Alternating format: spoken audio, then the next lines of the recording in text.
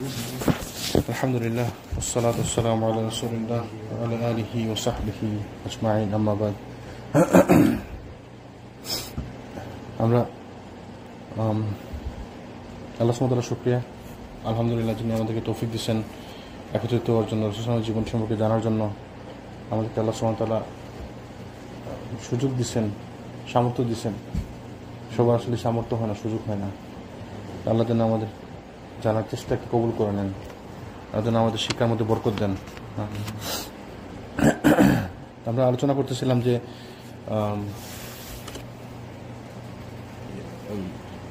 বনু কুরাইজা যুদ্ধের পরবর্তী সময়ে কিছু ছোট ছোট সারিয়া কিছু ছোট ছোট অভিযান সমূহ পরিচালিত হয় বড় একটি অভিযানের পূর্বে তো সেইগুলো আলোচনা করতেছিলাম যে বলছিলাম যে অব্যাহত সারিয়া এবং অভিযান সমূহ আচ্ছা একটু পিছনে ফিরে যাই সারিয়া মানে কি সারিয়া সারায়া গাজওয়া মানে কি সারিয়া মানে হচ্ছে যে যুদ্ধগুলা ছোট ছোট যুদ্ধ যেগুলো রাসূল সাল্লাল্লাহু আলাইহি ওয়াসাল্লাম উপস্থিত ছিলেন না ছোট ছোট যুদ্ধ যে বিভিন্ন অভিযান যেমন 10 জনকে পাঠাইছেন 20 জনকে পাঠাইছেন 50 জনকে পাঠাইছেন ছোট ছোট খন্ড খন্ড অভিযান আর গাজওয়া হচ্ছে যেগুলো রাসূল সাল্লাল্লাহু আলাইহি ওয়াসাল্লাম নিজে অংশগ্রহণ করছেন বড় বড় যুদ্ধকে গাজওয়া বলা হয় কোনো কোনো যুদ্ধকে গাজওয়া বলা হয় যে রাসূল ছিলেন না এরকম যে একটা যুদ্ধ আছে মানে মান সম্মানের কারণে বড় বড় যুদ্ধ সম্মানের দিক থেকে এটাকে বলা হয় গাজওয়া তো বনু লাহিয়ান থেকে প্রত্যাবর্তনের পর রাসূল সাল্লাল্লাহু আলাইহি ওয়াসাল্লাম একের পর এক অভিযানের পর অভিযান পরিচালনা করতে থাকেন তো কিছু আমরা ইনশাআল্লাহ আলোচনা করবো এখানে ওদের হচ্ছে গামরের অভিযান গামর 6ষ্ঠ হিজরি রবিউল আউয়াল মাসে উক্কাশা রাদিয়াল্লাহু আনহুর নেতৃত্বে 40 জন সাহাবী রাদিয়াল্লাহু আনহুমের সমন্বয়ে বাহিনী গামর অভিমুখে প্রেরণ করেন তাই হচ্ছে বনু আসাদ গোত্রের একটি ঝর্ণার নাম গামর একটি ঝর্ণার নাম বনু আসাদ গোত্রে তো কার নেতৃত্বে পাঠিয়েছেন উক্কাশাকে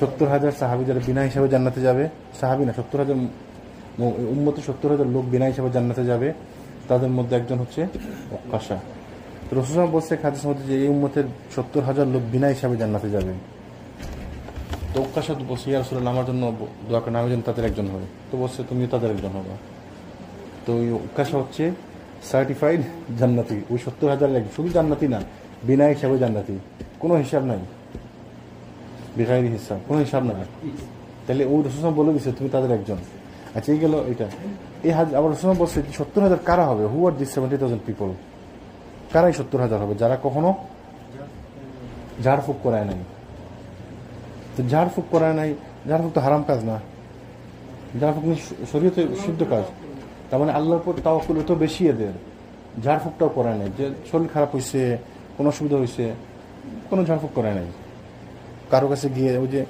এই শরীয় সম্মত কিছু রুকিয়া আছে রুকিয়াও করায় নাই কখনো তো এদের তাওয়াক্কুল তো বেশি আল্লাহর উপর তো আল্লাহ এদেরকে সাহায্য করছে তাই না ওষুধ তো ঠিক আছে ওষুধ রুকিয়া আন্ডার করে না রুকিয়া মানে হচ্ছে যে ঝাড়ফুঁক করে যেমন সূরা ফাতিহা পড়ে ফু দেয়া বা বিভিন্ন আর যারা সিঙ্গা লাগায় না কখনো সিঙ্গা মানে ওই যে কাপিং তো কাপিং তো আল্লাহ রাসূল করছে কিন্তু বলছে যারা তার মানে যাদের ভরসা আল্লাহর উপরে তো বেশি এরা তো 70,000 লোক এই যে উম্মতের সংখ্যা কত হবে কিয়ামতের দিন billions and billions and billions মানে রাসূল থেকে শুরু করে এই পর্যন্ত কিয়ামত পর্যন্ত কত লোক যে হবে মুসলিম উম্মাহ তাই না তো বিলিয়নস এন্ড বিলিয়নস তার মধ্যে 70,000 ইটস নাথিং নট ইভেন 1% তো এই 70,000 স্পেশাল আবার অন্য হাদিসের মধ্যে রাসূল বলছে যে এই 70,000-এর সাথে প্রতিজনের সাথে 70,000 করে জান্নাতে যাবে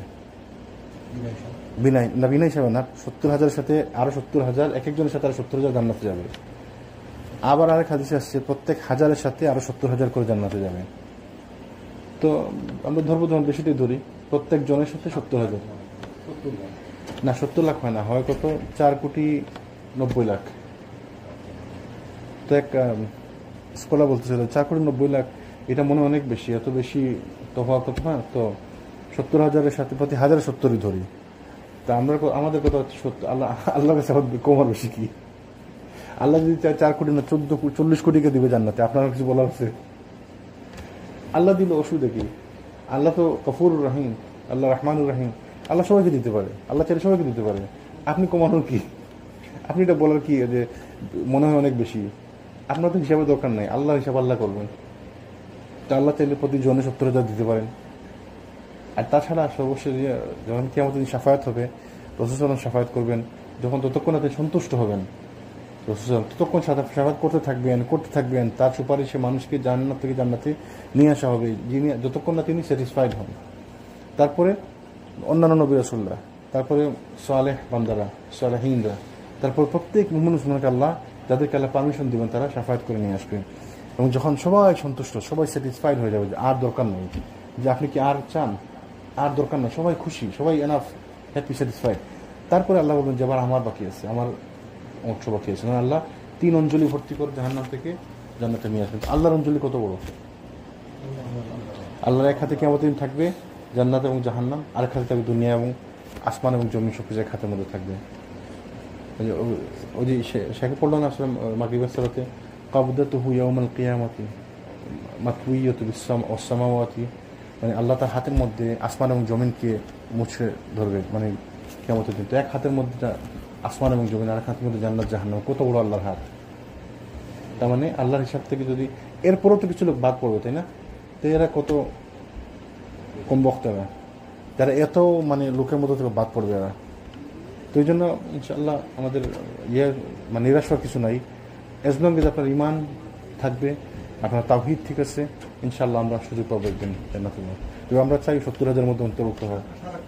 আল্লাহ যেন আমাদেরকে 70,000 মধ্যে অন্তর্ভুক্ত করেন। তো এই ওকাসার নেতৃত্বে রাদিয়াল্লাহু আনহু 40 জন সাহাবী রাদিয়াল্লাহু আনহুম এদের সমন্বয়ে এক বাহিনী কামর ভূমিকে প্রেরণ করেন। এটা হচ্ছে বনু আসাদ গোত্রের একটি ঝর্ণার নাম। মুসলিম বাহিনীর অভিযানের সংবাদ অবগত হয়ে বনু আসাদ গোত্রের লোকজনরা তাদের গবাদির পাল পিছনে রেখে প্রাণ ভয়ে পালিয়ে যায়। মুসলিম বাহিনী তাদের পরিত্যক্ত 200 উট নিয়ে মদিনায় ফেরত আসেন। তো এই যে ছোট ছোট অভিযানগুলো, এগুলোতে হচ্ছে লাভজনক, মানে গনিমতের মাল পাওয়া গেছে অনেক বেশি।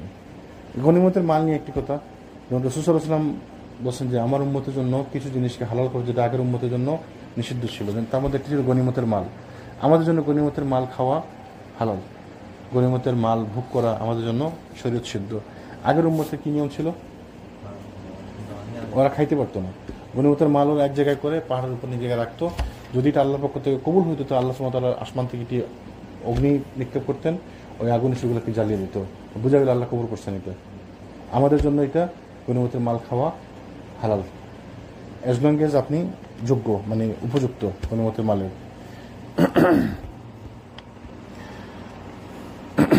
তারপরে ছিল জুল কাসসাসের প্রথম অভিযান। তো 6 হিজরি রবিউল আউয়াল মাসের ওই সময় মুহাম্মদ ইবনে মাসলামা রাদিয়াল্লাহু আনহুর নেতৃত্বে 10 জন বিশিষ্ট এক সৈন্যদল জুল কাসসাস অভিমুখে প্রেরণ করা হয়। এটি বনু সালাবা নামক অঞ্চলে অবস্থিত ছিল। শত্রুদের সংখ্যা ছিল 100। শত্রুদের একটি গুপ্তস্থানে আত্মগোপন করেন। এটা প্রথমে বলছেন যে 10 জন সাহাবীকে নিয়ে তিনি মুহাম্মদ ইবনে মাসলামা রাদিয়াল্লাহু আনহু গেছেন, আর ওইদিকে শত্রুপক্ষ ছিল 100, তারা লুকিয়ে অপেক্ষা করতেছিল। এই অভিযানে ওরা সবাইকে হত্যা করে, সব সাহাবীদেরকে হত্যা করে, শুধুমাত্র মুহাম্মদ ইবনে মাসলামা রাদিয়াল্লাহু আনহু মারাত্মকভাবে আহত হয়ে কোনোভাবে প্রাণে বেঁচে ফিরে আসেন। মুহাম্মদ বিন মাসলামা সাহাবী ছিলেন, নাম করে সাহাবী। তিনি অনেক যুদ্ধে অংশগ্রহণ করছেন। রাসূল সাল্লাল্লাহু আলাইহি ওয়াসাল্লাম মারা যাওয়ার পরে তিনি অনেক যুদ্ধে অংশগ্রহণ করছেন। তিনি ইজিপ্টের যুদ্ধে ছিলেন এবং তিনি ওই হাজারের মধ্যে একজন। ওই বছর একবার প্রত্যেক মানে এক একজন সাহাবী 1,000-এর সমান, তো ওই তিনি একজন তাদের মধ্যে, 1000 সাহাবীর সমান। মুহাম্মদ বিন মাসলামা বড় মাপের সাহাবী। তিনি হত্যা করছিলেন কাকে? নাম করা একটা না, কাব বিন আশরাফ। ওই যে ইহুদি মুসলমানদের বিরুদ্ধে লেখালেখি করতো, কবিতা লিখতো, মুসলমানদের বিরুদ্ধে বলাবলি করতো, ইহুদি। তাকে হত্যা করছিলেন কাব বিন আশরাফকে মুহাম্মদ বিন মাসলামা তার কয়েকজন সঙ্গীর সাথে নিয়ে হত্যা করছিলেন। তো এই মুহাম্মদ বিন মাসলামার দিলাম কোনো রকম মারাত্মকভাবে আহত হয়ে কোনো রকম তিনি ফিরে আসেন। বাকি সবাই 9 জন সাহাবী মারা যান, এখানে নিহত হন। তো ফিরে আসার পরে কিছুদিন পরে আবার একটি অভিযান পাঠান, জুল কাসসাসার দ্বিতীয় অভিযান বলে পরিচিত। তো বনু সালাবা অভিযানে শাহাদাতপ্রাপ্ত সাহাবীগণের শোকাবহ ঘটনার প্রতিশোধ গ্রহণ এবং বনু সালাবাকে শায়েস্তা করার উদ্দেশ্যে রবিউল আখির মাসে রাসূল সাল্লাল্লাহু আলাইহি ওয়াসাল্লাম আবু উবাইদা রাদিয়াল্লাহু আনহুর নেতৃত্বে জুল কাসসাস অভিমুখে 40 সদস্যের এক বাহিনী প্রেরণ করেন। এইবার 40 জনের একটি বাহিনী প্রেরণ করেন, সাথে তাকে দিয়ে আবু উবাইদা রাদিয়াল্লাহু আনহু। আবু উবাইদাকে এট দিস পয়েন্ট আমাদের এগুলা জানা উচিত। আবু উবাইদা আমির ইবনে জাররাহ, আবু উবাইদা রসুল কি বলছে? উম্মতের আমিন।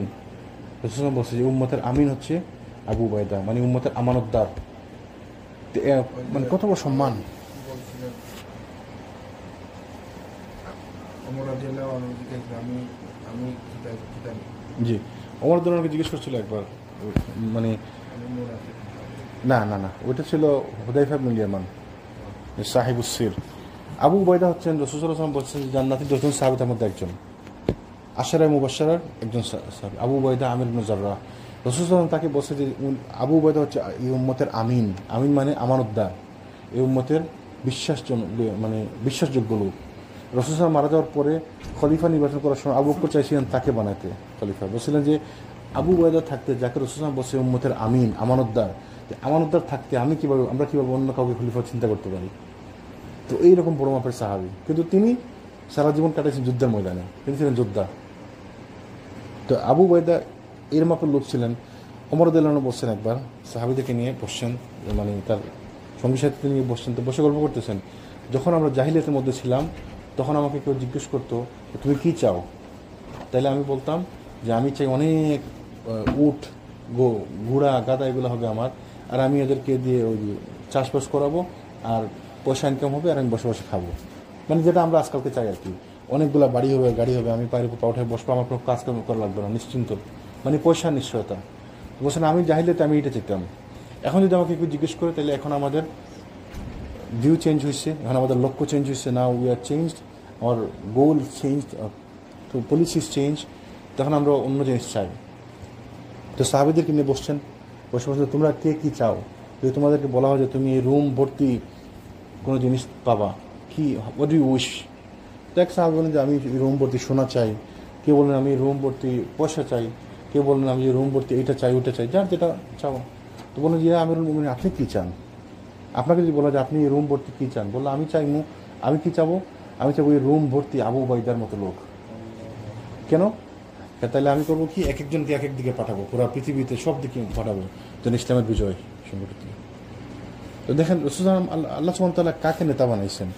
এমন লোককে নেতা বানাইছেন তার পুরা লাইফ হচ্ছে ইসলামের প্রচারের জন্য চিন্তা, কীভাবে ইসলামকে প্রচার করা যায়, কীভাবে ইসলামের প্রসার ঘটানো যায়, প্রত্যেক মুহূর্তে তারই চিন্তা। অথচ উনি কী ছিলেন? রাসূল হত্যা করার জন্য আসতেছিলেন, ইসলামের দুশমন ছিলেন এক সময়। তো বলছেন দেখেন আল্লাহ সুবহানাহু ওয়া তাআলা যাকে চান, যাকে আল্লাহ হেদায়েত দেন, তাকে আল্লাহ কীভাবে পরিবর্তন করেন। হেদায়েতের পর, মানে যখন তিনি হেদায়েত পেলেন, যখন মুসলমান হলেন, তার নাম কী হয়ে গেল? ওমর আল ফারুক, সত্য মিথ্যার প্রভেদকারী। যে ওমর যেটা বলছে ওইটাই সত্য, এর ওইদিকে সত্য ওইদিকে মিথ্যা, সত্য মিথ্যার মাঝখানে পার্থক্য করে হচ্ছে ওমর। ওমর যেন কোনো কথা বলছো, আল্লাহ সুবহানাহু ওয়া তাআলার পক্ষে কোরআন আয়াত নাযিল করে দিতেন। এরকম 2-3 হয়েছে যে ওমরের কথার পক্ষে আল্লাহ সুবহানাহু ওয়া তাআলা কোরআন আয়াত নাযিল করছেন। রাসূলুল্লাহ কি বলছেন? যদি আমার পর কেউ সাহাবী হতো, আমার পর কেউ নবী হতো, তাহলে ওমর নবী হতো। এত মর্যাদাবান সাহাবী।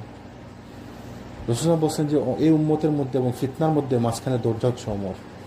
ওমর যতদিন জীবিত আছে এই উম্মতের মধ্যে কোনো ফিতনা আসবে না। যাকে দেখলে শয়তান রাস্তা পরিবর্তন করে যেত, শয়তান অন্য রাস্তা দিয়ে রাস্তা পরিবর্তন করে যেত। রাসূলুল্লাহ বলছেন হাদিসের মধ্যে, ওমর তোমাকে দেখলে শয়তান রাস্তা পরিবর্তন করে ফেলে। এই সাহাবী তিনি বলছেন যে আমি যদি চাই, কি চাবো? আমি এই রুম ভর্তি আবু উবাইদার মতো লোক চাবো আমি আল্লাহর কাছে, যেন আমি সবাইকে এক একজনকে এক এক দিকে পাঠাতে পারি ইসলামের প্রসারের জন্য। তো আবু উবাইদা এত সম্মানের লোক, সেনাপতি, আজীবন যুদ্ধ করছেন, যুদ্ধের ময়দানে ছিলেন। আবু বকর রাদিয়াল্লাহু আনহু যতদিন ছিলেন জীবিত, ততদিন সর্বাধিনায়ক ছিলেন খালিদ ইবনে ওয়ালিদ।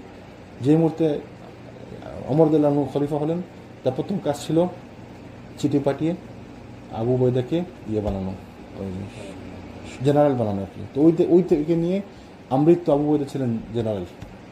আবু উবাইদা কীভাবে মারা গেছেন রাদিয়াল্লাহু আনহু?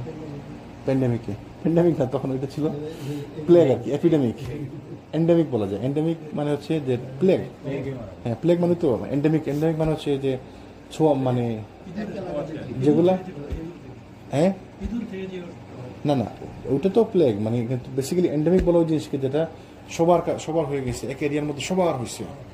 প্যান্ডেমিক হচ্ছে যেটা পুরো পৃথিবীতে সবার হয়েছে, যেমন কোভিড ছিল প্যান্ডেমিক, তো এরকম ওইটা ছিল এন্ডেমিক। ওই এলাকার মধ্যে প্লেগ হয়েছিল, তো তিনি তো ওই এলাকার মধ্যে আটকে গেছিলেন। তো তিনি আর বাইরে আসবেন না, কারণ তিনি কি তার মনে আছে হাদিসে রাসূল বলছে, তোমরা যদি কোনো প্লেগ এলাকায় থাকো, তো ওইখান থেকে বাইরে যাব না, আর বাইরে থেকে ওইখানে যাব না। ওমর রাদিয়াল্লাহু তাকে এত ভালোবাসতেন, তিনি চাইছিলেন যেন আবু উবাইদাকে বের করে নিয়ে আসেন। তিনি চিঠি পাঠিয়েছেন আবু উবাইদাকে যে আপনি চিঠি পাওয়া মতো সাথে সাথে মদিনা চলে আসবেন, আমার আপনার সাথে প্রয়োজন আছে, জরুরি দরকার। চিঠি পাঠিয়েছেন। তো তিনি চিঠি তুলছেন যে না, আমি আমার সঙ্গী সাথীদেরকে ছেড়ে প্লেগ আক্রান্ত এলাকা থেকে আমি আসবো না। চিঠি ফেরত দিচ্ছেন। ওমর রাদিয়াল্লাহু সাথে সাথে মদিনা থেকে চলে আসছেন ওই জায়গায় সিরিয়াতে তাকে নেওয়ার জন্য। তো কাছাকাছি যখন আসছেন তখন তিনি খবর পাঠিয়েছেন যে আমি অমুক জায়গায় আছি, আপনি বের হয়ে আসেন।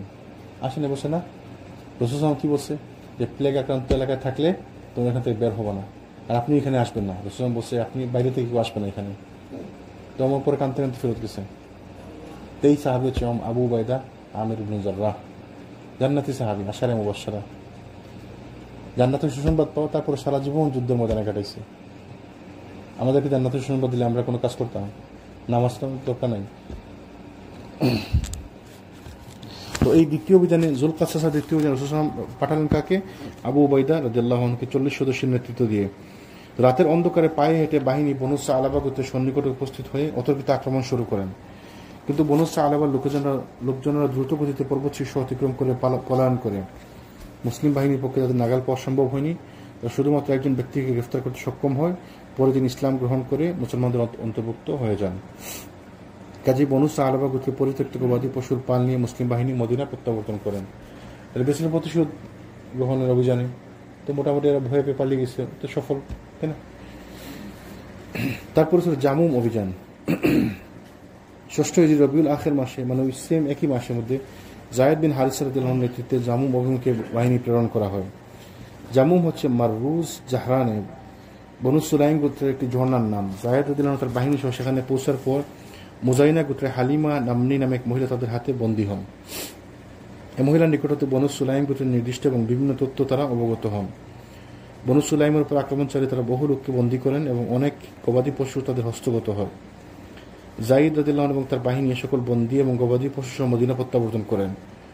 রাসূল সাল্লাল্লাহু আলাইহি ওয়াসাল্লাম মুজাইনি গোত্রীয় বন্দিনী মহিলাকে মুক্ত করার পর তার বিবাহের ব্যবস্থা করেন। তো মহিলা যাকে বন্দী করে নিয়ে আসছিল তাকে মুক্ত করে দিয়ে তার বিবাহের ব্যবস্থা করে দেন রাসূল সাল্লাল্লাহু আলাইহি ওয়াসাল্লাম। তারপর ছিল ইস অভিযান। ইস 6 হিজরি জুমাদুল উলা মাসে যায়েদ বিন হারিসার নেতৃত্বে ইস অভিমুখে বাহিনী প্রেরণ করা হয়।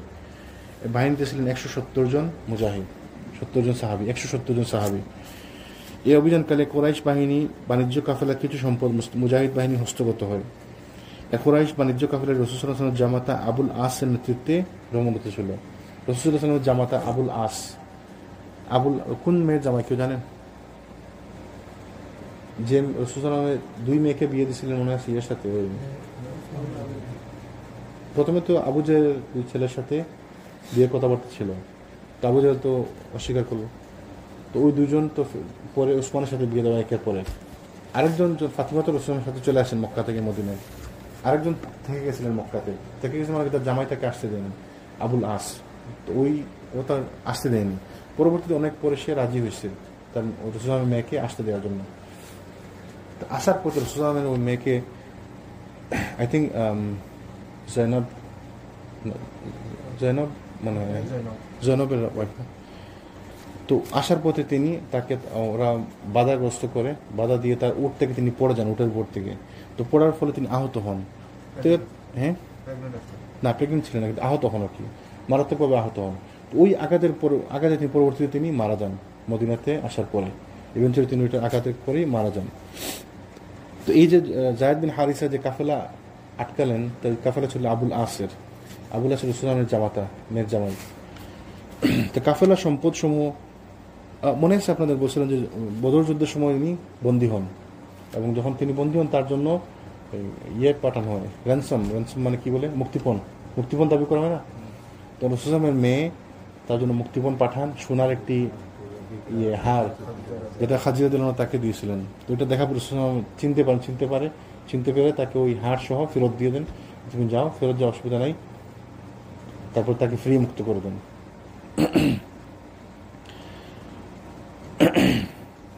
তো আবুল আস তখনও কাফেলা সম্পদ সহ মুসলিম বাহিনী হস্তগত হওয়ায় গ্রেফতার এড়ানো এবং মালপত্র ফেরত পাওয়ার উদ্দেশ্যে তিনি অত্যন্ত দ্রুত গতিতে মদিনা অভিমুখে পলায়ন করেন। তো উনি মক্কা না গিয়ে মদিনা অভিমুখে পলায়ন করে আসছেন। ওই যে সম্পর্ক শ্বশুর আছেন, তো সে মক্কা থেকে না গিয়ে মদিনা থেকে ফেরত আসছে, মদিনা থেকে দৌড়ে আসছে, পালিয়ে আসছে। এবং নবী তনয়া জয়নাবের আশ্রয় গ্রহণ করে কাফেলার সকল সম্পদ তাকে যাতে ফেরত দেওয়া হয় সে ব্যাপারে তার পিতাকে অনুরোধ করার জন্য বলেন। ওই যে লবিং করার জন্য আসছেন, যে সম্পদ তো সব নিয়ে গেছে, প্রয়োগ করছে, তিনি মক্কাতে না গিয়ে মদিনাতে আসছেন। এসে ওই যে বদর যুদ্ধের পরে যখন বলছিল মনে আছে যে তুমি হাটটা তোমাকে ফেরত দিলাম, তুমি গিয়ে আমার মেয়েকে ফেরত দেবা, সেজন্য মদিনাতে আসতে হবে। তখন তিনি মদিনাতে চলে আসেন জয়নাব রাদিয়াল্লাহু আনহা। এখন তো জয়নাব মদিনাতে, তো উনি মক্কাতে দিকে না গিয়ে মদিনা এসে জয়নাবের কাছে গিয়ে বলেন লবিংয়ের জন্য যে তুমি একটু বলো তোমার আব্বাকে আমার এগুলোর জন্য ফেরত দেওয়া হয়, অনুরোধ করার জন্য তাকে বলেন। জয়নাব পিতার নিকট বিষয়টি উপস্থাপন করলে কোনো প্রকার শর্ত ছাড়াই রাসূল সাল্লাল্লাহু আলাইহি ওয়াসাল্লাম সকল সম্পদ ফেরত দেওয়ার জন্য সাহাবীগণকে রাসূল সাল্লাল্লাহু আলাইহি ওয়াসাল্লাম নির্দেশ প্রদান করেন। রাসূল সাল্লাল্লাহু আলাইহি ওয়াসাল্লাম নির্দেশ মোতাবেক সাহাবায়ে কেরাম কাফেলার সকল সম্পদ ফেরত প্রদান করেন। সমস্ত ধন সম্পদ সহ আবুল আস মক্কায় প্রত্যাবর্তন করেন এবং মালিকগণের নিকট সমস্ত মালামাল প্রত্যাবর্তন করার পর ইসলাম গ্রহণ করে মদিনায় হিজরত করেন। দেখেন এই উনি মুসলমান হয়েছেন কি জন্য? শক্তির জন্য, ব্যবহার, আখলাক, চরিত্র, ভালো ব্যবহারের কারণে। তিনি দাবি করছেন যে রিকোয়েস্ট করছেন আমার সম্পদ ফেরত দেওয়ার জন্য রিকোয়েস্ট করছেন, দিয়েছেন ফেরত। সবচেয়ে বড় কথা যারা রাসূলের কথা একটা মানে দিতে বলছে আপনার মা ঠিক আছে, জি জি, সাহাবীরা যদি আপনি ওনারা কষ্ট করে ওই গনিমতের মালের জন্য চলে গেছে, একটা কথা বলে কোনো কথা না, এটাই তো উচিত আমাদের। আমরা তো জিনিসটা বুঝি না। এই যে কথা বলছেন না, এই কথার মধ্যে একটি শর্ত আছে। ওই যে আজকে আমাদের পড়েছিলেন শেখ মুখলিসুর রহমান, আমাদের ক্লাস বলতেছিলেন লা ইলাহা ইল্লাল্লাহ মুহাম্মাদুর রাসূলুল্লাহ, এটা শর্ত, কিছু রুকন আছে, কিছু শর্ত আছে। রুকন কি কি? প্রথম লা ইলাহা ইল্লাল্লাহ মানে আল্লাহ ছাড়া কোনো ইলাহ নয়। তার কি রুকন আছে? নাফি ও ইসবাত, মানে আপনাকে নেগেট করতে হবে যে আমি এই সকল তাগুতকে আমি অস্বীকার করলাম, আল্লাহ ছাড়া অন্য সমস্ত সত্তাকে আমি অস্বীকার করলাম, হ্যাঁ না সূচক। তারপরে হা বোধক, সমস্ত আল্লাহকে আমি রব বলে স্বীকার করলাম, যেটা হচ্ছে শর্ত, তাই না? আর মোহাম্মদ রসুল্লাহ, যে আপনি যে মোহাম্মদ রসুল্লাহকে আমি সাক্ষ্য দিচ্ছি মোহাম্মদ সাল্লাম আল্লাহ রসুল, এটা কিছু শর্ত আছে, কিছু রুকন আছে। কি কি? রসুল সাল্লাহ সাল্লামের কথা 100% মানতে হবে। আপনি বললেন যে আমি আশিকের রসুল, আমি রসুল সাল্লামকে ভালোবাসি, আর মিলাদ করলাম, আর তার জন্মদিনে আমি ফালাই ফালাই গান করলাম, নাচ করলাম, দিস ইজ নট লাভ। আপনি তাকে 100% অনুসরণ করতে হবে। তিনি যা থেকে বেঁচে থাকতে বলছেন ওগুলো থেকে বেঁচে থাকতে হবে। তিনি যেভাবে শরীয়ত নিয়ে আসেন ওইভাবে শরীয়ত পালন করতে হবে। রাসূল সাল্লাল্লাহু আলাইহি ওয়াসাল্লামের কথার বিরুদ্ধে একটি কথাও বলা যাবে না, তার আনিত বিধানের বিরুদ্ধে একটি জোকসও করা যাবে না। এটা হচ্ছে আনুগত্যের শর্ত। তো আপনি যেটা বলছেন সাহাবীরা বুঝতো আনুগত্যের শর্ত, তো আমরা তো আসলে বুঝি না। যে যখন কেউ বলে আনুগত্যের শর্ত, আপনি তখন প্রশ্ন করবে এগুলো পাইছেন কই? এই যেগুলো আপনি যেটা বললেন ইজিপ্ট, এগুলো তো এখানেই পাওয়া। যে সাহাবীরা কীভাবে অনুসরণ করতেন, শর্ত এখান থেকে আসছে, যে এইভাবে অনুসরণ করতে হবে। একটি কথা আপনি বিরুদ্ধে বলতে পারবেন না, একটি ছোট্ট কথা আপনি বিরুদ্ধে বলতে পারবেন না, একটি কাজ আপনি বলতে পারবেন যেটা আমার পছন্দ না। রাসূল যা বলছে, যা করতে বলছে সব কিছু করতে হবে। তো কোনো কথা আপনি বিরুদ্ধে বলতে পারবেন না। যে যত কিছু নিয়ে আসে প্রত্যেক কিছুকে মানতে হবে, যত কিছু থেকে বেঁচে থাকতে বলছে বেঁচে থাকতে হবে। যেভাবে শরীয়ত নিয়ে আসে ওইভাবেই শরীয়ত মানতে হবে, যেভাবে ইবাদত করতে বলছে ওইভাবে ইবাদত করতে হবে। প্রত্যেক ইবাদতের শর্ত কি? পন্থা হতে হবে রাসূল সাল্লাল্লাহু আলাইহি ওয়াসাল্লামের পন্থায়, আর নিয়ত থাকতে হবে শুদ্ধ আল্লাহর জন্য। তাইলে এইগুলো, এই যে রাসূল সাল্লাল্লাহু আলাইহি ওয়াসাল্লামকে শুধু মানা মানে কিভাবে মানা? এইভাবে মানতে হবে, এই শর্তগুলো মেনে তাকে মানতে হবে। রাসূল সাল্লাল্লাহু আলাইহি ওয়াসাল্লাম বলছে, তারপরে আবার প্রশ্ন করবো আমরা সঠিক কোনটা সঠিক না সেটা তো আমাকে চাইতে। জি, তো আমরা জানতে হলে কি করতে হবে? আমাদের পড়তে হবে। জানতে হলে আমাদেরকে পড়তে হবে, জানতে হলে আমাদেরকে পড়তে হবে। জি, আপনি পড়েন, পড়া ছাড়া কোনো উপায় নাই, আপনি পড়তে হবে। হয় আপনি নিজে স্টাডি করেন, পড়েন, নাহলে এমন কারোর কাছে পড়েন যে স্টাডি করছে, যে পড়তেছে। প্রয়োজনে আপনি তাকে জিজ্ঞেস করবেন, দলিল জিজ্ঞেস করবেন, দলিল ছাড়া মানবেন না। আমি পড়তে পারি না, আপনার কাছে আমি পড়বো, আপনার কাছে আমি ধরনের পড়বো, তখন আপনি বলবো যে আপনাকে দলিল দেখান। আপনি দলিল দেখাইতে বাধ্য আমাকে। আপনি আন্তাজি বললেন আমি মানিলাম না, হবে না। এটা তো দিন সম্পর্কে জানতে হবে, দিন সম্পর্কে জানা ছাড়া কারো কোনো সমাধান নাই। আর ইসলাম আসার পরে আর তো ইসলাম আর কোনো ধর্ম তো আসবে না, তাই না? তো এটি সর্বশেষ ধর্ম। তো আগের যারা ছিল, আগে যারা ছিল, তারা যারা সত্য দিনের খুঁজে ছিল, সন্ধানে ছিল, কিন্তু মারা গেছে ইসলাম আসার আগে, তারা জান্নাতে যাবে। যেমন এক্সাম্পল, ওই যে চারজন ছিল খোনাফা, তার মধ্যে না কি নাম, ওই যে জাইদ ওই যে ওমর রাদিয়াল্লাহু আনহুর বোনের জামাই যে সাঈদ বিন জাইদ, ওনার বাবা, নামটা বলে মনে আসছে, জাইদ, ওনার নাম হচ্ছে জাইদ, মানে সেকেন্ড নামটা আসতে মনে আসতেছে না। তো তিনি যে হুনাফা রসুল বলছে, তাকে আমি জান্নাতে দেখছি খেলা করতেছে, খেলতেছে জান্নাতে। ওই যে বলুন না কি রসুল কিয়ামতের দিন তিনি এক উম্মত, একলাই এক উম্মত হিসেবে উঠবেন কিয়ামতের দিন। তো কেন? তিনি সত্য দিনের সন্ধানে ছিলেন। খাদিজা রাদিয়াল্লাহু আনহার কাছে ওয়ারাকা বিন নফল কিন্তু মানুষ বলছে মুসলমান, তো মানে সাহাবীরা মানে বিভিন্ন বইয়ের মধ্যে আসে তিনি মুসলমান। কেন? রসুল বলছে তাকে আমি জান্নাতে দেখছি 2টি বাগানের মালিক। ওয়ারাকাকে আমি দেখছি দেখান জান্নাতে 2টি বাগানের মালিক। ওই যে খাদিজার কাজিন ছিল, যাকে কাছে নিয়ে গেছিল সুলতানকে। তো যারা সত্য দিনের সন্ধানে ছিল তারা তো অবশ্যই আল্লাহ তাদেরকে মাফ করছেন, আল্লাহ তাদেরকে জান্নাতে দিবেন, প্রবেশ করাবেন। আপনি আমি আমার জন্য ধর্ম আসবে না আরেকটা, এইটাই সর্বশেষ ধর্ম। তো আমাদের জন্য তো কোনো উপায় নাই, আমাদেরকে এই ধর্মই পড়তে হবে। এমন তো নয় যে আরেকজন নবী আসবে, আরেকটা ধর্ম আসবে, আরেকটা কিতাব আসবে, ওটার অপেক্ষা করি আমরা না। এইটাই ধর্ম, এইটাই সর্বশেষ চূড়ান্ত ধর্ম, সর্বশেষ ধর্ম, এটা সর্ব আধুনিক ধর্ম। ইসলামের কোনো বিধান এখন পর্যন্ত কেউ প্রমাণ করতে পারেনি যেটা পুরানা আমলের এই যুগে চলে না। যদিও মানুষ মনে করে যে এইটা ওই যুগে চলে না, ওইটা ওই যুগে চলতো, এখন চলবে না। আসলে আমি আপনি তো বুঝি না। হাত কাটার কথা অনেকে বলে যে এটা হচ্ছে আগের যুগের নিয়ম, এখন কেমন দেখায়। আপনি কেটে দেখেন না, একটা হাত কাটেন না। আজকে একটা হাত কাটেন, দেখেন না কালকে থেকে চুরি হয়নি। একজনকে হত্যা করেন না, হত্যা বদলে হত্যা একজনকে করেন না, পাথর নিক্ষেপ করে হত্যা করেন। একজন জেনাকারকে ধরে শাস্তি দেন, গলা পর্যন্ত মাটিতে পুঁতে পাথর নিক্ষেপ করে হত্যা করেন, লাইভ করেন, সারা পৃথিবী দেখেন না পরে কেউ জেনা করেনি। ইসলাম যুক্তিসঙ্গত ধর্ম।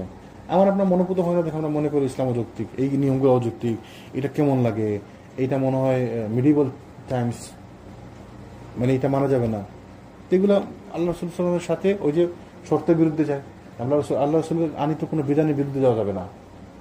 আল্লাহ রসুলের আনিত প্রত্যেক জিনিসই ভালোবাসতে হবে, মেনে চলতে হবে, সম্মান করতে হবে, এবং যতগুলো নিষেধ করে সবগুলো নিষেধকে মানতে হবে।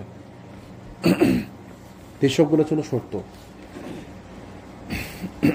তো আবুল আস মক্কা প্রত্যাবর্তন করেন, মালিকগণের নিকট সমস্ত মালামাল প্রত্যাবর্তন করার পরে ইসলাম গ্রহণ করে মদিনা হিজরত করেন। পূর্বের বিবাহের ভিত্তিতে রাসূল সাল্লাল্লাহু আলাইহি ওয়াসাল্লাম মেয়ে জায়নাবকে তার হাতে সমর্পণ করেন রাসূল সাল্লাল্লাহু আলাইহি ওয়াসাল্লাম। তাহলে বোঝা গেল যে কেউ যদি ইসলাম পূর্ব অবস্থায় বিবাহিত থাকে, হাজব্যান্ড ওয়াইফ, এবং দুজন মুসলমান হয়, তাহলে ইসলাম গ্রহণ করার পরে তাদের নতুন বিবাহের প্রয়োজন নেই। জি জি জি আল্লাহ রাসূলের সময় কি এই যে দ্বন্দ্ব জি যে দ্বন্দ্ব যারা অপরাধ করে তারা দ্বন্দ্ব, জি আল্লাহ রাসূলের সময় কি দেয় ওই সময় গর্দান হ্যাঁ, এগুলো তো এখনো হয়, এখনো সৌদি আরবে হয়। এটা এখন আল্লাহ রাসূলের সময় আল্লাহ সময় হয়েছে দেখে তো এটা সুন্নত, এইটাই তো নিয়ম, এটা কোরআনের নিয়ম, এটা কোরআন আল্লাহর নিয়ম, এটা আল্লাহর বিধান, এবং এটা এখনো প্রচলিত আছে সৌদি আরবে। প্রতি শুক্রবারে কেন হবে? যখন কোনো এরকম কোনো কাজ হয়েছে তখন হয়েছে। কেউ কিছু নিয়ম করে প্রতি শুক্রবার মানুষ হত্যা করছে নি, আল্লাহ রাসূলের আমলেই হয়েছে। হিজরত করার পরে, হিজরতের আগে কোনো বিধান হয়নি, কারণ রাসূলুল্লাহ তো রাষ্ট্র প্রতিষ্ঠার আগে কোনো বিধান কার্যকর হয়নি। তো এই সমস্ত বিধান কার্যকর হতে রাষ্ট্র প্রতিষ্ঠা করতে হবে, রাষ্ট্র প্রতিষ্ঠিত থাকতে হবে, আপনি রাষ্ট্রের ক্ষমতা থাকতে হবে, রাষ্ট্রপ্রধানই ক্ষমতা করবে, মানে বাস্তবায়ন করবে। কারণ আমি আপনি তো এটা করতে পারবো না, যে আপনি আপনার বাসার নেতা আপনি করতে পারবেন না, রাষ্ট্রের তত্ত্বাবধানে হতে হবে কিছু বিধান, কিছু নিয়ম। ওই জন্য প্রত্যেক দেশে মুসলমানরা সবার হাত কাটে না। যে দেশে মুসলিম সরকার, এই দেশের নিয়ম, শরিয়ার নিয়ম ওই দেশে পালন করে যায়, যে দেশে মুসলিম সরকার ওই দেশে। যেমন সৌদি আরবে হয়, এটা সৌদি আরবে প্রতি শুক্রবার হয় না। আপনারা কি বলছেন প্রতি শুক্রবার হয়? না না, প্রতি শুক্রবার যদি চুরি করে তাহলে হাত কাটবে না। যখন করে তখন ওরা প্রকাশ্যে করে, যখন এটা হয় তখন প্রকাশ্যে হয়। রিয়াদে আছে এই মানে সরকারি একটা জায়গা আছে যেখানে এই জিনিসটা হয়। জি, তো এখানে পাবলিকলি হয়। পাবলিকলি কেন হয়? শিক্ষা যেন কেউ ভয় পায়, মানুষজন আর না করে। অনেকে মনে করতে পারে কি ইনহিউম্যান ব্যাপার, পাবলিকলি করতেছে। তো পাবলিকলি করাই তো উদ্দেশ্য তো পাবলিকলি করা, যেন এটা নাহলে অ্যাওয়ারনেস আসবে কেমনি। আপনি দেখছেন যে ওর এই অবস্থা এটা হয়েছে, তো এই জন্যই তো সবাই ভয় পায় আর করবে না এগুলা। তো যেটা বলছিলাম যে কেউ যদি ইসলামের পূর্বে বিবাহিত থাকে এবং হাজবেন্ড দুজনই মুসলমান হয়, তাহলে ইসলামের পর তাদের বিবাহ গেলে জি কি জান্নাত যাবে? জেনাকারী জান্নাত যাবে কিনা সেটা তার তওবার উপর ডিপেন্ড করে, তার এবং তার আল্লাহর মধ্যে। এটাকে বলতো তার বাপ যেটা বলছে। জি, ওইটা হ্যাঁ, যে গুণের জন্য তার শাস্তি হলো, হুম। এটার জন্য তার শাস্তি হবে। আল্লাহ আলম, এইটা আল্লাহ ভালো জানেন। জেনাকারের শাস্তি, হয়তো শাস্তি পেয়ে গেছে। যেমন ওই মহিলার কথা রসুল কি বলছিল যে তাকে গালি দিও না, তাকে বোকা দিও না, সে এমন তওবা করছে, তারই তওবা পুরো মদিনাবাসীর জন্য যথেষ্ট। তার একজনের তওবা, এত তওবা করছে সে, কিন্তু তার শাস্তি কার্যকর হয়েছে কেন? কারণ সে অপরাধ করছে।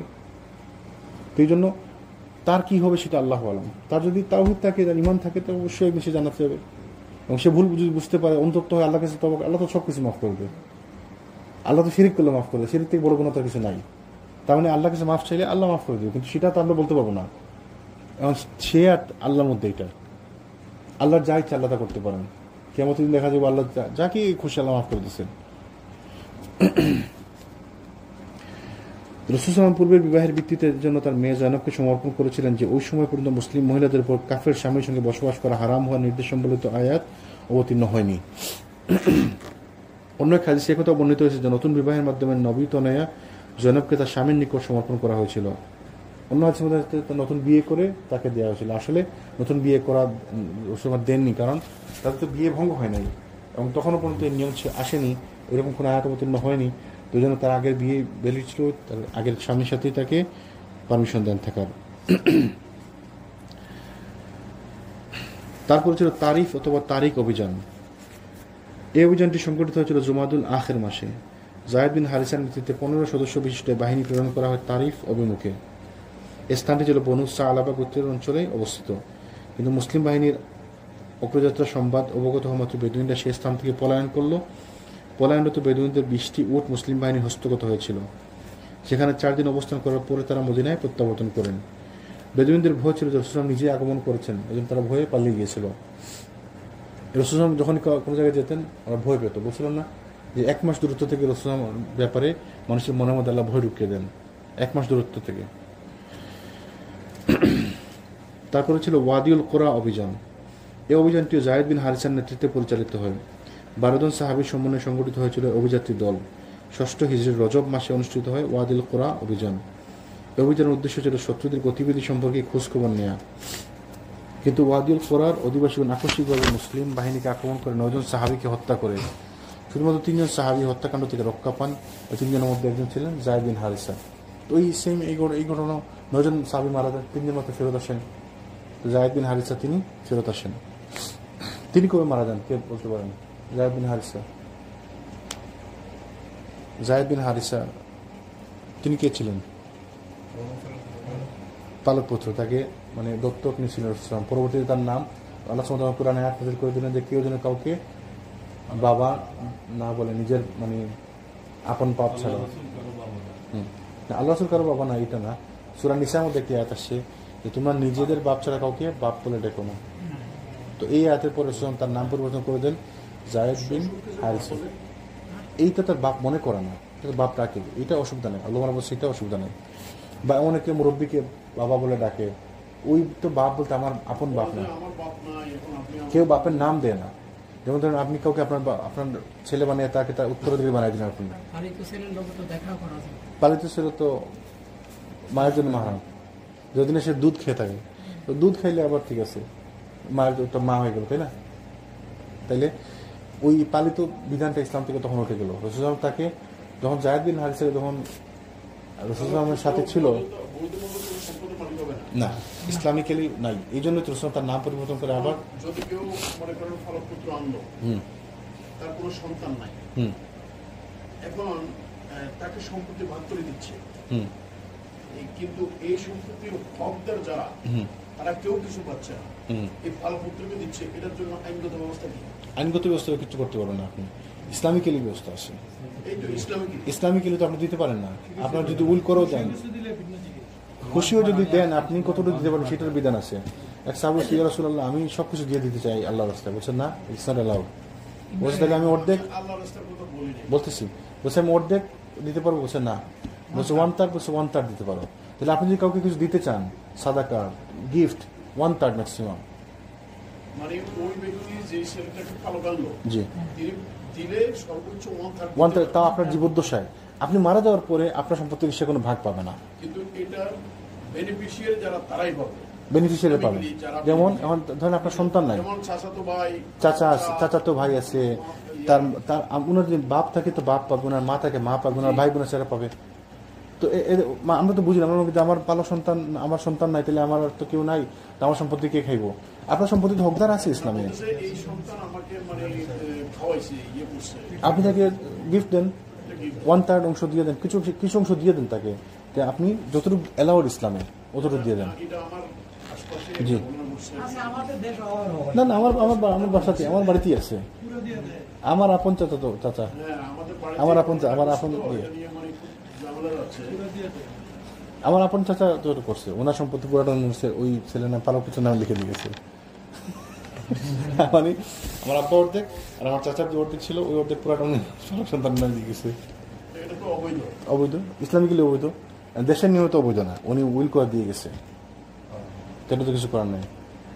তো ও জানতো না, হ্যাঁ না, ও জানতো না। আল্লাহ আলম, আল্লাহ ওনাকে মাফ করুন, আল্লাহ ওনাকে জান্নাতবাসী করুন। তো যায়েদ বিন হারিসা রাসূল সাল্লাল্লাহু আলাইহি ওয়াসাল্লামের সাথে ইসলাম গ্রহণের মানে ইসলামের পূর্ব থেকে রাসূল সাল্লাল্লাহু সাথে ছিলেন যায়েদ বিন হারিসা, এই কৃতদাস হিসাবে। তো যখন এক পর্যায়ে যায়েদ বিন হারিসার বাবা তার সংবাদ পান, তারা কিন্তু গরিব ছিলেন না, সংবাদ পাওয়ার পর পেলেন যে মোহাম্মদ নামে একজনের বাড়িতে আসে আমাদের ছেলে মক্কাতে, তো তারা টাকা পয়সা নিয়ে আসছেন তাকে কিনে নেওয়ার জন্য। তো রাসূল বলেন যে কোনো অসুবিধা নেই, টাকা পয়সা লাগবে না, তাকে আপনারা নিয়ে যান, আমার কোনো অসুবিধা নেই, খুব ভালো ছেলে। তো জায়েদ কি বলেন যে তুমি চলো, বলছে না আমি যাবো না, আমি এই লোককে ছেড়ে আমি কোথাও যাবো না, নিজের বাপের সাথে যাবে না বলছে। তখন তো বাপ চলে গেল। রাসূল তখন বললেন যে খুশি হয়ে তাই বললেন যে সে আমার সাথে যখন থাকবেই তাহলে আমি তাকে পালে পুত্র হিসেবে নিয়ে নিই। তখন তার নাম চেঞ্জ করে দিলেন জায়েদ বিন মুহাম্মদ, সবাই তার নাম ওইভাবে চিনত, জায়েদ বিন মুহাম্মদ। তো পরে যখন আয়াত নাযিল হল সূরা নিসার মধ্যে যে কেউ কারো বাপ হতে পারবে না বায়োলজিক্যাল ফাদার ছাড়া, তখন রাসূল আবার তার নাম পরিবর্তন করে দিলেন জায়েদ বিন হারিসা। এবং পরবর্তীতে রাসূল তার বিবাহিত জায়েদ বিন হারিসাকে বিয়ে করছিলেন, তারপরে ডিভোর্স হওয়ার পরে ওই মহিলাকে রাসূল বিয়ে করেন, জায়নাব বিনতে জাহাশ। ইনি আবার রাসূলের কাজিন, জায়নাব বিনতে জাহাশ। তো জায়েদ বিন হারিসা মারা গেছিলেন কিভাবে? মুতার যুদ্ধে। আমরা ইনশাআল্লাহ আগামীতে আলোচনা করব। মুতার যুদ্ধে রাসূল বলছিলেন যে জায়েদকে সেনাপতি বানিয়ে পাঠাইছেন, যদি জায়েদের কিছু হয় তাহলে জাফর বিন আবু তালিব, জাফরের যদি কিছু হয় তখন কে সেনাপতি হবে? আব্দুল্লাহ ইবনে রাওয়াহা। তো তার মানে বুঝা গেল তিনজনই মারা যাবে, মানে ডেফিনেটলি মারা। বললো এক্সাম্পল বলেন যে ওই অমুক যদি কিছু হয় তাহলে সে হবে নেতা, তার যদি কিছু হয় তাহলে সে হবে নেতা। তো যুদ্ধের মধ্যে কিছু হয় মানে কি, তাহলে সে মারা গেলে অভিনেতা। তো ওই যুদ্ধে জায়েদ মারা যান জায়েদ রাদিয়াল্লাহু আনহু। জায়েদ রাদিয়াল্লাহু আনহুর ছেলে নাম কি? উসামা বিন জায়েদ। উসামা বিন জায়েদ উসামা এত পছন্দ করতেন, এত ভালোবাসতেন, তার নাম ছিল, তাকে সবাই বলতো হিব্বুন নবী। রাসূলের ভালোবাসার পাত্র। রাসূল তাকে এত ভালোবাসতেন, সাহাবীদের যখন কারো কিছু প্রয়োজন লাগতো উসামাকে পাঠাতেন যে একটু বলো, যে একটু রিকোয়েস্ট করা লাগলে।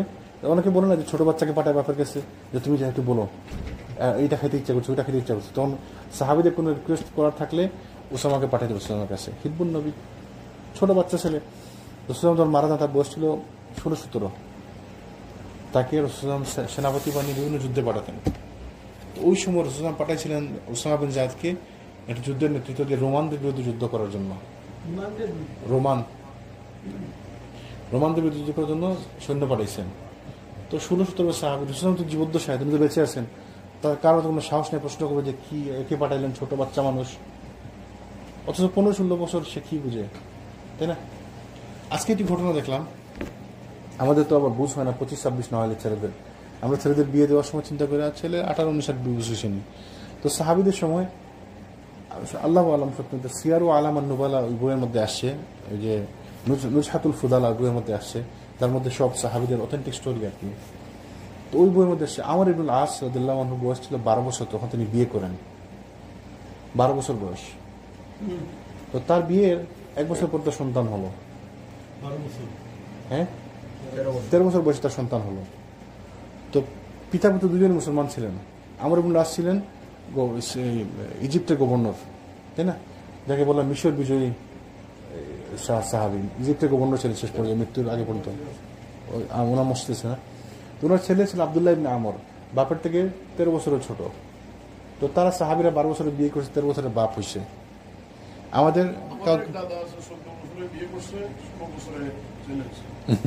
তো যত দিন যে দেরি হইতেছে ছেলেদের বুঝ বুদ্ধি তারা কমতেছে। এখন 30-32 নাহলে ছেলেদের বুঝ বুদ্ধি হয় না। আসলে ব্যাককেল দেখবেন 20 বছরের ছেলে কিচ্ছু বুঝে না, মেয়ে 18-19 বছরে পুরা মানে পাকা, পুরা বিয়ের যোগ্য হয়ে যায়।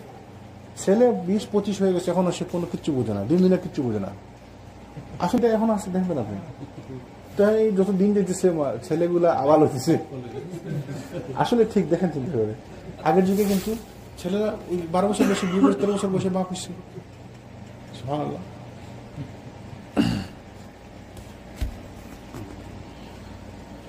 তো জায়েদ বিন হারিসের হত্যাকাণ্ড থেকে রক্ষা পেয়ে তিনি ফেরত আসেন। তারপরে ছিল খাব্বাত অভিযান। এই অভিযান সম্পর্কে বলা হয়েছে 8ম হিজরি রজব মাসে, কিন্তু আসলে 8ম হিজরি তো না, কারণ 8ম হিজরি তো হলে অনেক দেরি, হুদাইবিয়ার পরে। তো জাবির রাদিয়াল্লাহু আনহু বর্ণিত রাসূল সাল্লাল্লাহু আলাইহি ওয়াসাল্লাম এই অভিযানে 300 গোট সওয়ারকে এক বাহিনী প্রেরণ করেন। এই অভিযানের নেতৃত্ব দেয়া হয় আবু উবাইদা বিন জাররাহ রাদিয়াল্লাহু আনহুর উপরে। এই অভিযানের উদ্দেশ্য ছিল কুরাইশ কাফেলার গতিবিধি লক্ষ্য করা এবং খোঁজখবর সংগ্রহ করা। তো কথিত আছে যে বাহিনী পরিচালনাকালে অভিযাত্রীগণ চরম অনাহারে ক্ষুধার মধ্যে নিপতিত হন। তারা পাঠাইছিল 300 জনকে, তাই না? তো তাদের খাবারের অভাব দেখা গেল, খাবার পাইতেছেন না, খুব ক্ষুধার মধ্যে আসছেন, ক্ষুধার মধ্যে সময় যাইতেছে। তো খাদ্য সামগ্রী সংস্থান করতে সক্ষম না হওয়ার এক পর্যায়ে এক বাহিনীর সদস্যকে ক্ষুধা নিবৃত্তির উদ্দেশ্যে গাছের পাতা ভক্ষণ করতে হয়। অবশেষে এক ব্যক্তি 3টি উট জবেহ করেন। 3টি উট জবেহ করে সবার জন্য তিনি খাবার ব্যবস্থা করেন। অতঃপর 3টি উট জবেহ করেন। আবার পরবর্তীতে পর্যায়ে পুনরায় 3টি উট জবেহ করেন, আবার 3টি উট জবেহ করেন, মোট 9টি উট জবেহ করেন তিনি। তো বাহন ছিল এগুলো, এখন এগুলো সব যদি খেয়ে ফেলেন তাহলে আর আসবেন কেমনে, তাই না?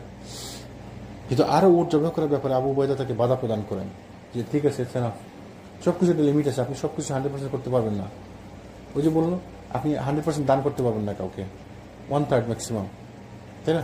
তা আপনার তো বাসায় যাওয়ার ব্যবস্থা থাকতে হবে। এটা কি রাসূল সাল্লাল্লাহু আলাইহি ওয়াসাল্লামের খাস ছিল? কি উনি তো সব দান করে দিয়েছেন। রাসূল সাল্লাল্লাহু আলাইহি ওয়াসাল্লামের ব্যাপারটা তো ভিন্ন। সাধারণ দান এক জিনিস, আর ওই সাহাবীদের সময় ছিল কি আবু বকর রাদিয়াল্লাহু আনহু নিয়ে আসছিল, সবকিছু নিয়ে আসছিল, সেটা ছিল প্রয়োজন। রাসূল সাল্লাল্লাহু আলাইহি ওয়াসাল্লাম বলছে কে কি দিতে চাও, কে কি দিতে পারো দাও, আহ্বান করেছে সবাইকে। তো বেসিক্যালি ইন জেনারেল হচ্ছে আপনি সবকিছু দান করতে পারবেন না। জি, তারপরেও ধরেন সিচুয়েশন আছে। এক্সাম্পল, এখন আপনি একজন মানুষ হেল্প চাইছে, আমার পকেটে যা আছে আমি সব দিয়ে দিলাম, ইটস ওকে অ্যালাউ, কিন্তু আমার পুরো সম্পত্তি দিয়ে দিলাম, আমি আমার ছেলেরা খাবে কি? তো এইটা আবার নিষিদ্ধ। আমার ছেলে থাকবে কই? একজন আসলে আমার কাছে তার থাকার জায়গা নেই, আমার বাড়ি তার নামে লিখে দিলাম, আমার গাড়ি থেকে দিয়ে দিলাম, আমার কাপড় তো সব তাকে দিয়ে দিলাম, তাহলে আমার ছেলেদের কি হবে, আমার কি হবে? তো এইটা নিষেধ। কিন্তু আমি দানের ব্যাপারে আপনি যা দান করে দিতে পারেন, এটা অসুবিধা নেই। তো এই সিচুয়েশন ভেদে আর কি ভিন্ন। জি জি জি জি এই জন্য ইসলাম সবকিছুকে সুন্দর মানে সামঞ্জস্য করে দিচ্ছে, আমাকে যেন অন্যের কাছে আবার হাত পাততে না হয়। যে রসম কি বলছে, ওলামার কি বলছে যে তোমরা তোমাদের সন্তানকে এমন রেখে যাবে অন্যের কাছে হাত পাততে হয়, তাই না? আবার আপনি সন্তানদেরকে কোটিপতি বানায় যাবেন, এটাও ইসলামের ঠিক না, নিষেধ। তো সে আকাম কিছু করবো না।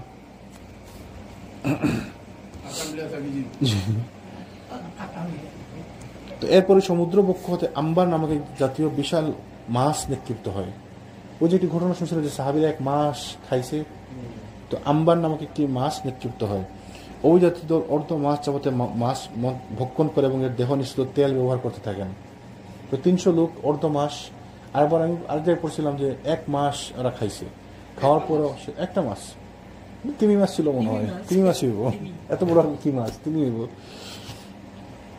তাই মৎস্য ভক্ষণের ফলে তাদের জিমি পড়া মাংসপেশি এবং স্নায়ুতন্ত্রগুলো পুনরায় সুস্থ এবং সতেজ হয়ে ওঠে। আবু উবাইদা এই মাছের একটি কাঁটা নেন এবং সৈন্যদের মধ্যে সবচেয়ে লম্বা ব্যক্তিটিকে সবচেয়ে উঁচু উটটির পৃষ্ঠে আরোহণ করিয়ে সে কাঁটার ঘেরের মধ্য দিয়ে যেতে বলেন। অনায়াসে তিনি তা করতে পারেন। মানে মাছের একটি কাঁটা নেন, তিনি কাঁটা নিয়ে, কাঁটার ধরেন একটা বাঁকা থাকে না, তো একটি বড় সবথেকে শক্তিশালী যে লোক তাকে সব থেকে বড় উটটা দিয়ে বলেন তুমি এটার ঘেরের মধ্যে একটু যাও। তো উনি ঘেরের মধ্যে উট নিয়ে পুরো চক্কর দিতে পারছেন। তো কত বড় কাঁটা, মানে বিশাল বড় কাঁটা। তো তিমি আসলে অনেক বড় হয়, একটা তিমি। তাও আরো বড় বড় তিমি আছে, An elephant equal one wheel. বুঝছেন নি? আরো অনেক বড়। আরো অনেক বড় বড় আছে। হাতির চেয়ে অনেক বড় গুণ বেশি, অনেক বেশি বড় হলো। হ্যাঁ, ওটা তো বলছে। হাতি।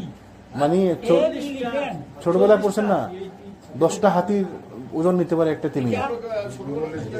হ্যাঁ এটা এইটের ছাত্রদেরকে হ্যাঁ, এটা তো ছোটবেলায় পড়ছেন না, 10টা হাতি সমান একটি তিমি। তো আরো বড় হইতে পারে, নীল তিমি আরো বড় হইতে পারে, হোয়াইট শার্ক আরো বড় হইতে পারে, আল্লাহু আলাম অনেক বড় হইতে পারে। তো এই মাংসের এই মাছটি তিমি মাছ তো অবশ্যই হালাল, সামুদ্রিক সব প্রাণী হালাল। কেউ কেউ বসে যে শুধুমাত্র মাংসাশী যেগুলো আছে ওইগুলো ছাড়া, কিন্তু আবার কেউ কেউ বসে মাংসাশী যেহেতু সামুদ্রিক, আল্লাহ সুবহানাহু কোরআনে বসে যে সামুদ্রিক সবকিছু তোমরা খাও, তাহলে এটাও খাওয়া যায়, যেমন হাঙ্গর, শার্ক মাছ সব অনেকে বসে খাওয়া যায়। কেউ বসে যে আচ্ছা ঠিক আছে একটু যেগুলো মাংসাশী প্রাণী ওইগুলো একটু না খেলেন তো আপনার রুচিতে লাগলে খায়েন না। যেমন অক্টোপাস খাওয়া যায়, অক্টোপাস দেখতে কিরকম, এরকম আটটা পা কেমন লাগে, আপনি আপনার রুচিতে লাগলে খাবেন, রুচিতে না লাগলে খাবেন না আপনি, তাই না? সামুদ্রিক প্রাণী সবকিছু হালাল। তিমি করে যায় না, মাছের করে যা বলছে।